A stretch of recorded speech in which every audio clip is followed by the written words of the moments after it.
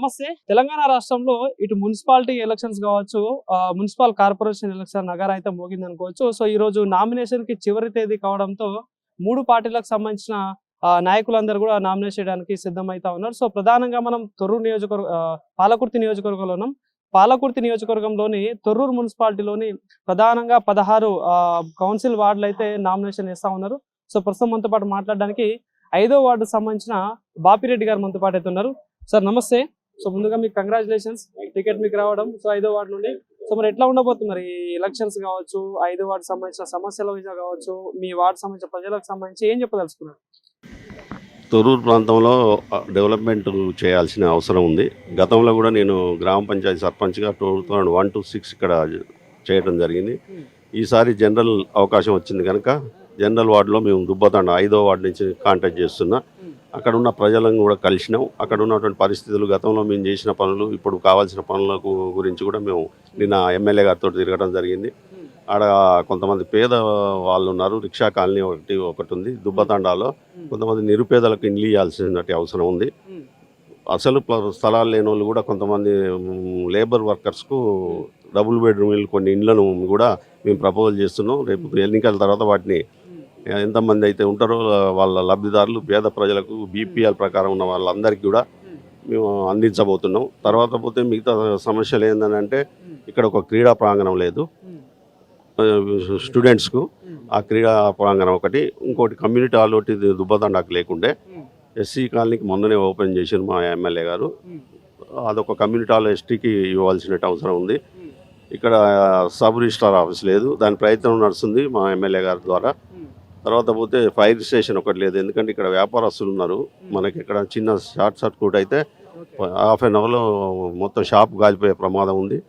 కాబట్టి ఏదన్నా ఇక్కడ ఫైర్ స్టేషన్ తప్పకుండా దాన్ని కూడా ముందుకు తీసుకోవాల్సిన అవసరం ఉంది. ఇంకా తొర్రూరులో ఉండబడేటువంటి అండర్ డ్రైనేజ్ చేయాలి. ఇక్కడ డ్రైనేజ్ ప్రాబ్లం బాగుంది. గతంలో కూడా మేము చేసిన పనులే. నేను 2001 to 6లో వరకు ఇక్కడ సర్పంచ్ చేసిన, అంతకంటే ముందు ప్యాక్ చైర్మన్ చేసిన. ముఖ్యంగా ఇక్కడ ఇప్పుడు ఉన్నటువంటి పురపాలక సంఘ కార్యాలయం నా పీరియడ్లో కట్టిందే. గ్రంథాలయం లేకుంటే గ్రంథాలయం నా పీరియడ్లో కట్టిందే. సెంట్రల్ లైటింగ్ ఆ రోజున ఎంపీ ల్యాడ్స్ ఇస్తే వాటితోటి సెంట్రల్ లైటింగ్ చేసినాం. వాటర్ స్కీమ్ వెల్స్ తీసినాం. వాటర్కు సఫిషియెంట్గా వాటర్ ఇచ్చినాం ఆ రోజుల్లో. అంటే ఇప్పుడు జనాభా పెరిగింది కనుక ఇంకా కొంచెం ఇబ్బంది ఉంది, దాన్ని చేయాల్సిన అవసరం ఉంది. శ్మశాన వాటిక కూడా మా పీరియడ్లో అయినాయి. చాలా పనులు చేసినాం. 5 సంవత్సరాల పాలనలో పూర్తిగా చేసినాం. అన్ని వెల్స్ తీసినాం, అన్ని తీసినాం, వాటర్ సఫిషియెంట్గా ఇచ్చినాం. కానీ ఏంటంటే జనాభా పెరుగుతుంది. తొర్రూరు గ్రామం ఏంటంటే దినదినాభివృద్ధి చెందుతూ ఎక్కువ సెటిలర్స్ అంతా బయట నుంచి వచ్చి ఇక్కడనే ఇల్లు కట్టుకుని ఉండడం వల్ల ఏంటంటే డెవలప్మెంట్ పరంగా కూడా ఇంకా కొన్ని ఉన్నాయి. రోడ్లు వేయాల్సినవి ఉన్నాయి, డ్రైన్స్ కట్టాల్సి ఉన్నాయి, ఇంకా పేద ప్రజలకు ఇండ్లు ఇవ్వాల్సిన అవసరం ఉన్నాయి. ఇవన్నీ ఇంకా చాలా కార్యక్రమాలు చేయాలి. వాటిలో తిరుగుతుంటే అర్థమవుతుంది. కాంగ్రెస్ ప్రభుత్వం వచ్చి మరి 2 ఏళ్లలో ఎలాంటి కార్యక్రమాలు చేస్తా ఉన్నా అంటే గత ప్రభుత్వంతో అంటే 10 ఏళ్లతో పోల్చుకుంటే ఇప్పుడు ఈ 2 ఏళ్లలో ఏమైనా జరిగాయి పనులు మనం ఆ రోజు దయాకర్ రావు గారు ఏం చేశారు, నేను ఒక ట్యాంక్ బండ్ చేస్తా అన్నాడు. పాపం ప్రతి ఎలక్షన్లో చెప్పేది ఆయన. ఆ పని ఆయన చేయలేకపోయాడు. మా ఎమ్మెల్యే గారు చేస్తుండ్రు. ఇలా చెరువు వర్క్ అయిపోయింది, ఓన్లీ బ్రిడ్జ్ ఒకటి కావాల్సింది. అది కొంత టెక్నికల్ ప్రాబ్లంతో ఆగింది. ఆ పని చేస్తుంది. ఇంకా మొన్న 15 కోట్లతోటి వార్డుల వైజ్గా ఒక్కొక్క వార్డుకు 1 కోటి రూపాయలు చొప్పున మొన్న మంత్రి గారితో మేము శిలాఫలకం వేసుకున్నాం. డెవలప్మెంట్ పనులు అవుతున్నాయి. ఎందుకు కావట్లేదు? 2 ఏళ్ళు చాలా వరకు ఆయన 2000 కోట్లు తెచ్చింది కాన్స్టిట్యున్సీ మొత్తంలో. 2000 కోట్లు కాన్స్టిట్యున్సీ ప్రకారం చేసి వర్క్ చేసింది. 100 పడకల హాస్పిటల్ రేపు మాపో స్టోన్ వేయబోతున్నాం. అదే మాట్లాడుతూ ఉన్నారు, పథకాలు అనేది అందట్లేదు ప్రజలకి అని చెప్పేసి ఒక మాట అయితే మాట్లాడుతూ ఉన్నారు ప్రతిపక్షాలు. సో వాళ్ళకి ఏం చెప్తారు మరి? మీ నియోజకవర్గం కావచ్చు, ఇప్పుడు మీ తొర్రూరు మండలం సంబంధించి అంటే మున్సిపల్ సంబంధించిన ఏరియాలలో పథకాలు ఎంతవరకు అందుతున్నాయి? పథకాలు అంటే ఇప్పుడు చూడండి, గత ప్రభుత్వం ఏం చేసిందని మొత్తం చెత్త కుప్ప చేసి అప్పుల పాలు చేసి పెట్టింది. పాపం ఆ చెత్తను ఎరుతాండి ఇప్పుడు రేవంత్ రెడ్డి గారు. అంటే అది క్లీన్ చేసేందుకే ఆ టైం సరిపోలేదు. ఒక పథకాలు కూడా కొంచెం లేట్ అవుతుందంటే ఫైనాన్షియల్ ప్రాబ్లం ఉంటుంది కదా ప్రభుత్వంలో. ఇప్పుడు ఎవరైనా ఎక్సైజ్ అడ్వాన్స్ పెట్టిందా ఏ రాష్ట్రంలో అయినా?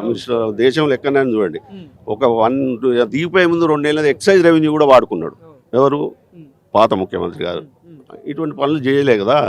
దాంతో కొంచెం ఫైనాన్షియల్ ఇబ్బంది అవుతుంది. దశల వారీగా చేస్తారు. చేయకపోవడానికి ప్రధాన పోటీ ఎవరు అనుకుంటారు మీకు? నాకు ప్రధాన పోటీ అంటే ఆడు అభ్యర్థి ఉంటారు. ప్రధానంగా 3 పార్టీలు అయితే ఉన్నాయి కదా ఇక్కడ, బీజేపీ కావచ్చు, కాంగ్రెస్ కావచ్చు, బీఆర్ఎస్ కావచ్చు. సో వీటిలో ఎవరు గట్టి పోటీ ఇచ్చే ఛాన్స్ ఉంటుంది? నాకు పెద్ద పోటీ ఏం లేదండి. నాకైతే ఏమనిపిస్తలేదు. ఉన్నారు టీఆర్ఎస్లా ఉన్నారు. మేము 12 వార్డులకు బరాబర్ గెలుస్తున్నాం. ఈ రోజు రిజల్ట్ 11 సీట్లు గెలుస్తున్నాం. 11 సీట్లు పక్కా గెలుస్తున్నాం. ఒక 5 టైట్ ఉన్నాయి. Full confidence. 11. Thank you.